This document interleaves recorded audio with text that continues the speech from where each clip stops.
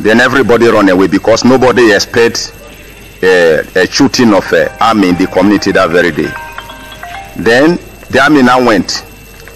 Within a while, the army now come back again with more reinforcement, gunboat and all that is. And instantly, about 20 persons was killed. Then when they come back again, they begin to shoot. They killed nothing less than 50 persons. Then the following day, they now mobilize again. Some of the army, they are coming from Bamandi and some of them are coming from Okwabe. They come together and burn the whole community down. That was on the 15th of March. So the whole community was raised down. That very day we don't expect. Now we just see some 2 gunboats come with army. So we can't surprise. Say we don't get problem with army. Now we ask them, what happen? Say they come for peace talk. So now we welcome them. It's attended that very day. After the entertainment, when they won't go, they say they won't take our chairman and the leaders along. We say, for peace talk, when I come and I won't carry our leaders, they come out. We know go along and carry they come out. So the army they just change all of a sudden. Not be like people we entertain just now. Then they begin open fire. That process of firing, our youth, old women, children die that spot. More than 20 of them die instantly. Later they come out. When we say they will come back again. Begin the open fire. Then on the 15th of March 2024, they come back again, burn the whole community. Burn every house is when we say the Okuama community. Some of us now, our children, we never see them. Our parents will never see them. Inside the bush now where we hide now, so some dead body dead there. Now we they talk so. So we won't make government come rescue us. Now we they cry to the government, may they come help us. They also refuted the circulating media reports alleging that members of Okuama community initiated an attack on the military personnel in the river, dismissing such claims as entirely false. We Okuama community, we very peaceful community. We not attack army for inside river. The army they come meet us for peace talk. We entertain them for inside our town hall. Put money, put cola, wage down for them that day. Now after the entertainment, they won't go now. Now they can't tell us, say they won't carry our leaders, they follow body go. Now we say no, it's not possible like that. Now come for peace talk. Now we can't carry our leaders, follow body, go again. We don't want them in that way. So the army now they can't get angry once.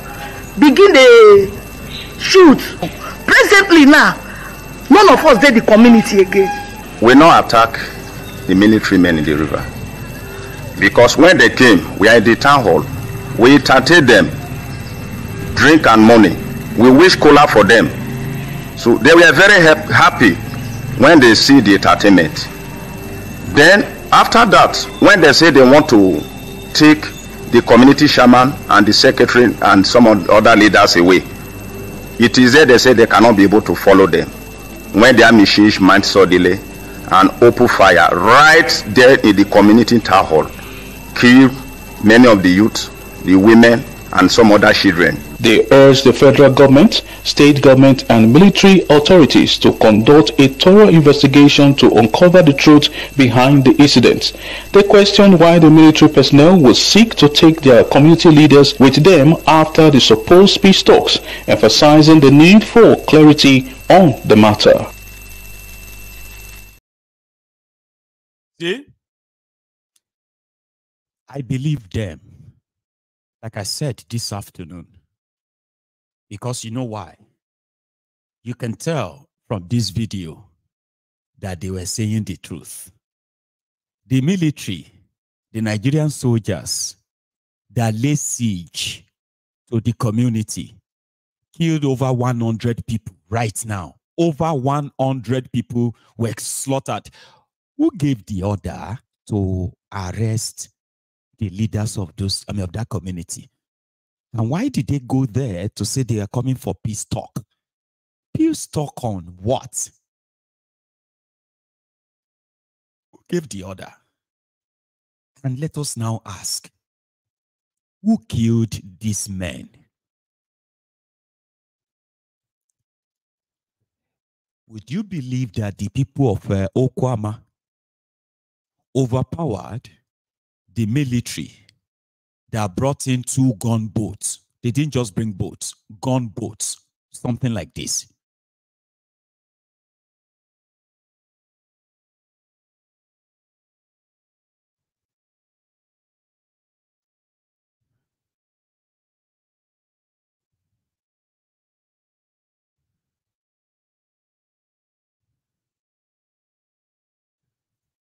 So would you say the community overpowered these people and they killed all of them, beheaded some of them, buried them somewhere? Who are these people really fighting in Okuama? What happened to the crude oil that is being smuggled through Okuama rivers? Who are those operating the bunkering and oil smuggling in that axis? Why do they really think clearing and burning down the entire Okuama and chasing them out of that place will make it more easier? Who are these guys working for? These are the questions, though. Questions that a lot of people knows that you may never get answers. What is the link between Bayelsa militants and the soldiers who went for peace talk in Okuama days ago? Why did they not let us know that these soldiers have been killed as far back as the 12th of this month? And this did not happen 2 days ago. See, these are questions, though. Like, you know me now, I'm very inquisitive. You know, I'm very inquisitive, and it's a good thing. Because when you ask questions, sometimes from asking questions, it's called probing. Everything will begin to become clearer and say, oh, okay, this one doesn't make any sense. Or that didn't make any sense. So the truth about the killings and the cover-up of that killings that took place in Okuama, Okoloba, as well as other communities that have been linked to this. Unfortunately, you will never know the truth. And they will never open their mouth and say the truth. As for the people, they are always the collateral damage. Collateral damages. See? The communities will bury their dead. And then those who survive will wait for another time when they will become a target again in a contraption. I saw a video of exploding, fuel tanks, like tank farms, set ablaze by the military. They went straight to another community in Bayelsa, another state, killed 11 people. And then they came out and said, because they have been given the marching order until they get everyone they believe killed those soldiers. Because that's what they will tell you. The soldiers were killed by who? By the people of Okuama. Which people? With what?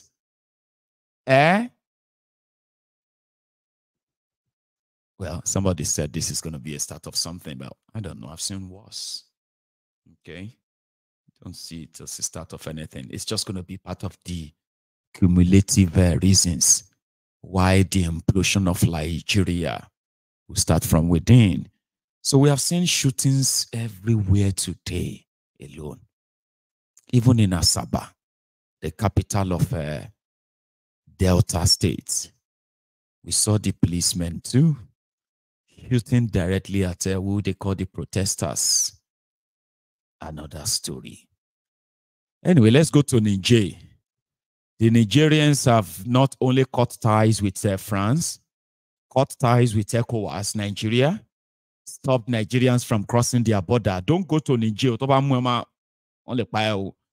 go to Niger because their border is short. So that means you probably will have to like smuggle yourself in if you dare. They do not want them. So now they have told the Americans, we give you so days, please. You would have to leave. We do not want you or your drone base in our country anymore. And that seems to be like a big one, isn't it? Here is that brief 2 days ago. Communiqué.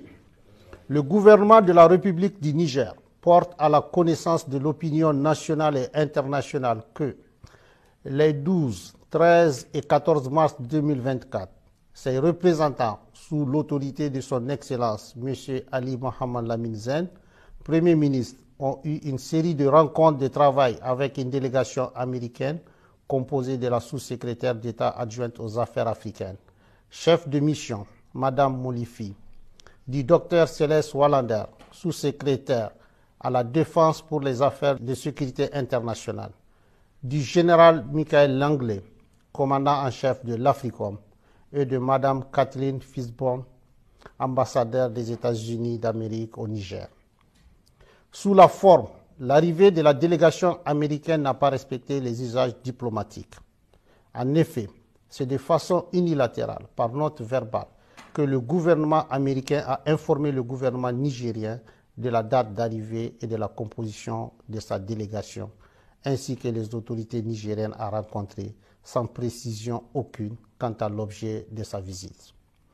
C'est donc par courtoisie et suivant nos traditions millénaires d'accueil et d'hospitalité que le gouvernement a reçu la délégation américaine. Sur le fond, les échanges entre les deux délégations ont porté essentiellement sur la transition militaire en cours au Niger, la coopération entre les deux pays, en particulier la coopération militaire et la lutte contre le terrorisme, les orientations et perspectives politiques du Niger dans leur aspect relatif au choix des partenaires sur le plan diplomatique, militaire et stratégique, étant entendu que dans l'approche américaine, toutes ces trois questions sont profondément liées. Sur la transition en cours et le retour dans le meilleur délai à un ordre constitutionnel et démocratique, le gouvernement du Niger a réaffirmé sa ferme volonté d'organiser, dans les meilleurs délais, le retour à une vie constitutionnelle normale.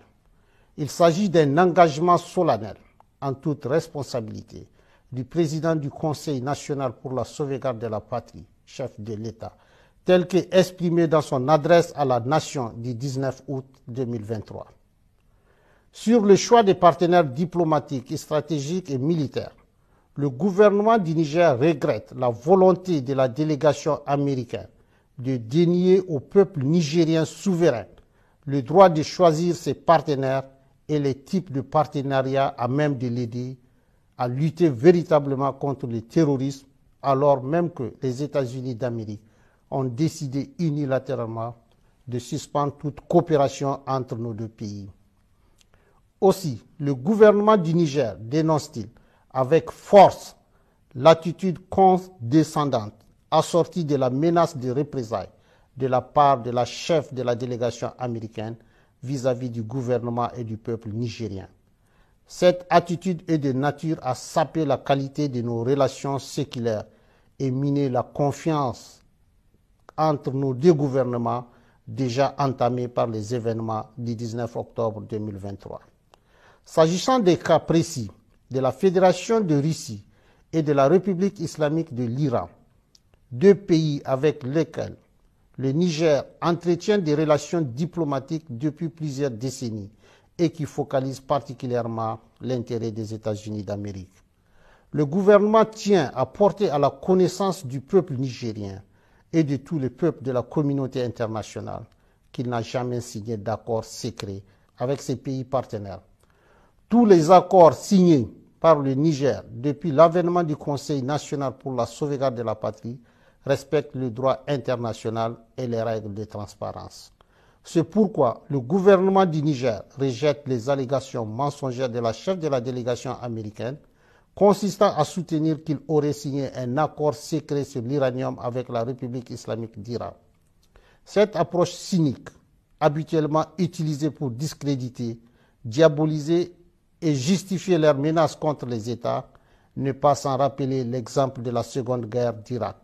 En effet, les Nigériens et l'ensemble de la communauté internationale se souviennent encore des fausses preuves brandies par le secrétaire d'État américain devant le Conseil de sécurité pour justifier l'agression américaine contre l'Irak et que dans cette affaire, le gouvernement du président Tanja avait été accusé de façon mensongère d'avoir fourni de l'uranium aux autorités de Bagdad, alors même qu'il est de notoriété publique que l'exploitation de l'uranium nigérien est totalement contrôlée par la France.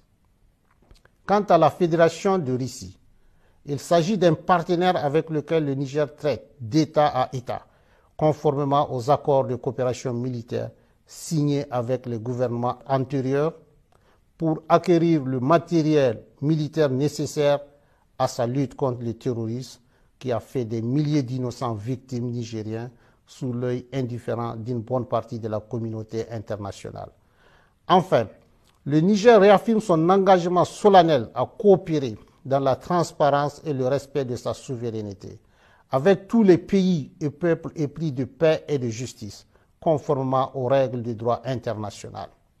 Sur la coopération entre les deux pays, en particulier la coopération militaire et la lutte contre le terrorisme, faut-il le rappeler, la présence américaine sur le territoire de la République du Niger est illégale et viole toutes les règles constitutionnelles et démocratiques qui voudraient que le peuple souverain, notamment à travers ses représentants élus, soit consulté pour l'installation d'une armée étrangère sur le territoire national. Ainsi, c'est par simple note verbale numéro 174 du 6 juillet 2012 que la partie américaine a unilatéralement imposé au Niger un accord relatif au statut du personnel militaire des États-Unis et des employés civils du département américain de la Défense sur le territoire de la République du Niger. Cet accord est non seulement profondément injuste dans son fond, mais également ne répond pas aux aspirations et aux intérêts du peuple nigérien pour les raisons objectives suivantes. D'abord, il contraint le Niger à payer des factures liées aux taxes des avions militaires américains dont ces derniers doivent normalement s'acquitter et qui coûtent des milliards de francs CFA aux contribuables nigériens.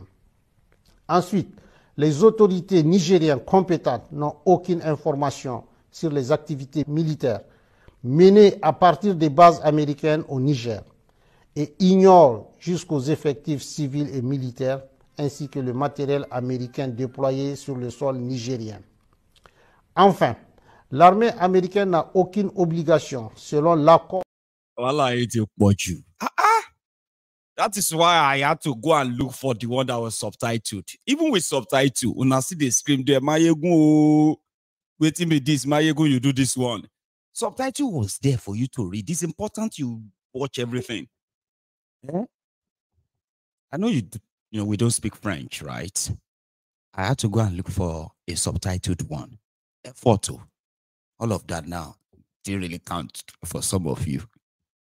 Anyway, I'll tell you waiting the talk. Okay, it's pretty much saying that America is not treating them like they are real country. They have no respect for them. That they came to their country, giving them conditions of who to meet or who not to do business with. Accusing them of giving their uranium to Iran and Russia. That is how they did in accusing Iraq, okay, of building this or that in order to invade Iraq. And even in their bogus investigation, they mentioned Niger for giving them uranium for bomb. Now they walk into their country and just walk all over them and trying to kind of tell them, like giving them command. Like the insult is okay. Now they're not taking it anymore. That for years, they've never been bothered to know what Americans are doing inside the American embassy in their country. All of their military, military operations and all of that, Niger has no clue Now they still have the audacity to come and talk to them about, returning to democracy, this or that, and giving them conditions, to the point of giving them conditions on which country to relate with. Now, this is going to be their stand from now on.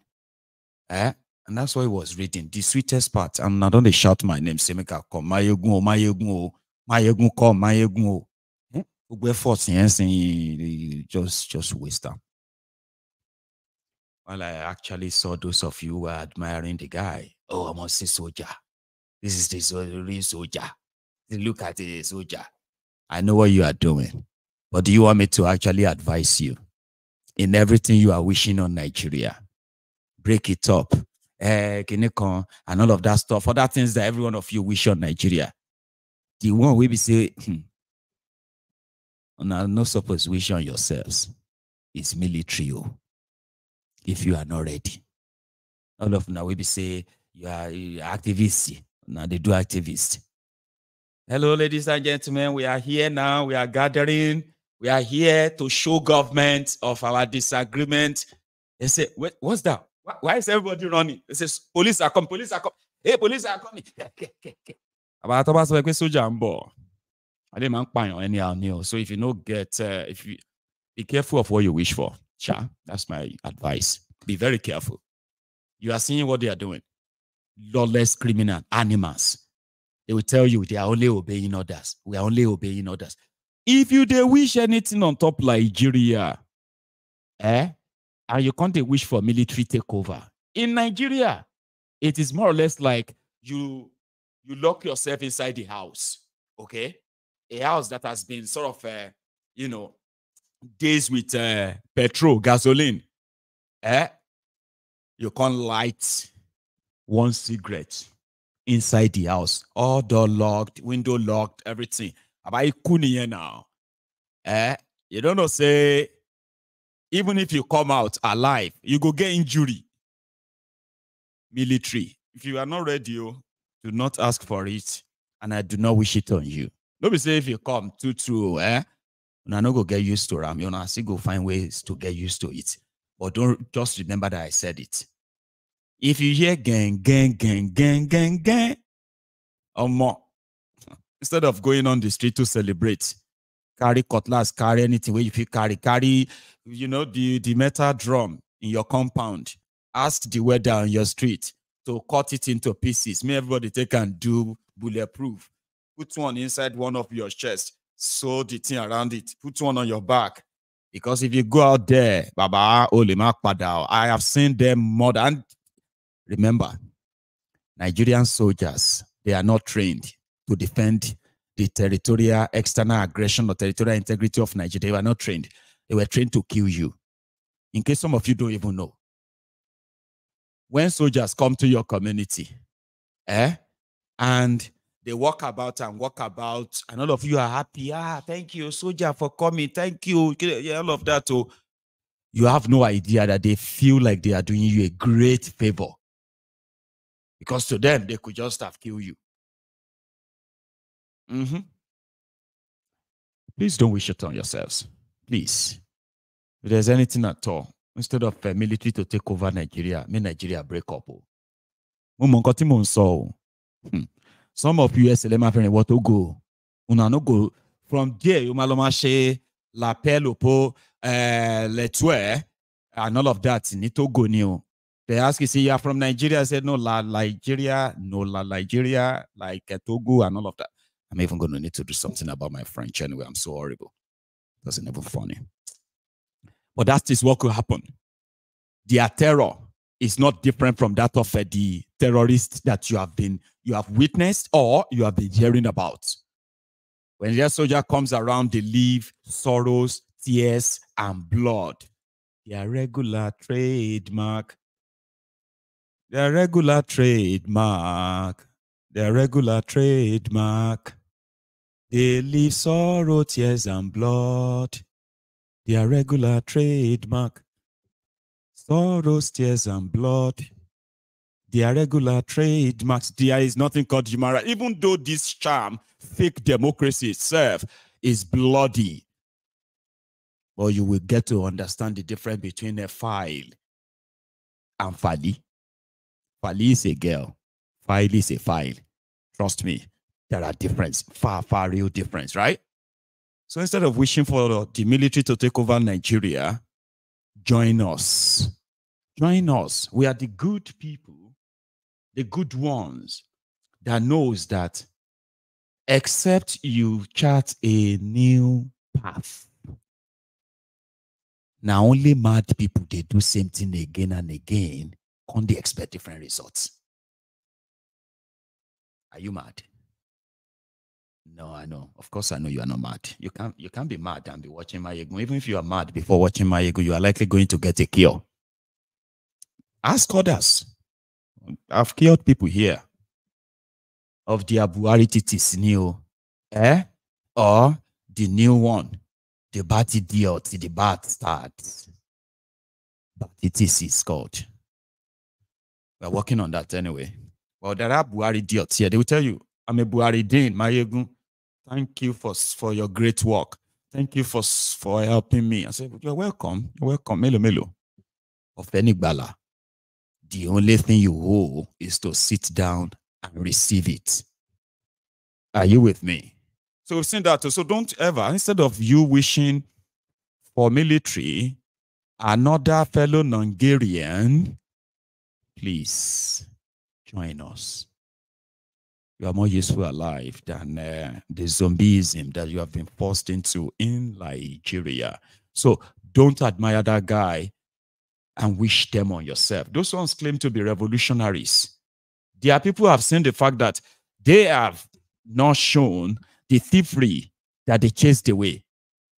There are people who are seeing them. They can see that they are trying to get themselves off, to cut themselves off all of the imperialists from one slave master to another. You know that kind of thing where they say, fish where you they fry. Can't jump out of the burning this thing, can't jump inside fire. And you quickly just tap it out and say, hey. Because nobody say you love the fish. But because if the fish burn, it's a waste. So Niger running away from their colonial masters and their fellow imperialists, and they are hopping on the Russians' orphanage, which has now been carrying majority of them, promising them military backing. And according to them, this seems to be the first time they're actually having a real deal, the ones that they are part of. And they are not letting go. There are people who are seeing prospects. They are seeing the chances that even if they have to suffer now, there is a chance that they will benefit, because there's nothing worse than you depending on another country for your electricity. And because your colonial master says you are misbehaving, they should cut off your electricity. They did. You are misbehaving. They should cut off your financial system. And they did. And yet, there is no single sort of a protest in Niger Republic against these people. So don't compare them.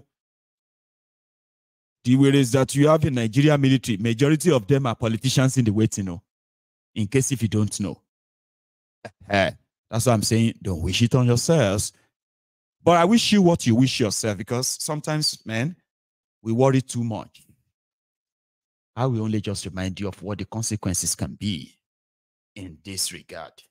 So let's go to something else. This is Peter Obi in Kano today, if you don't mind.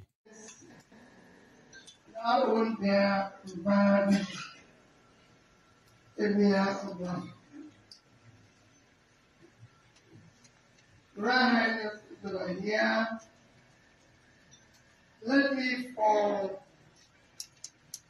violence of the state, stand and borrow all protocols and respectfully and duly observed. Royal Highness, you recall, first I have to thank you most sincerely that last year when we were campaigning, we came here, you did not just receive us, but you did give us advice, guidance, on how to go about. I will still come back to say thank you because I said wherever I pass, as you know, the problem with us who are politicians is that we'll never go back to say thank you. And that is why we forget what we promised when we are campaigning. I will still come back and say thank you to you. I promise us to come and sleep in laughter without thank you talk. So, my reason for calling today, Your Highness, is finally to say thank you, which wherever I go, they said, oh, but if you're not the winner, you're saying thank you. I said, yes, because when I pass, you welcome me. I need to go back and take thank you. So, finally to say thank you. But most importantly, this is one of the past, and I felt any from.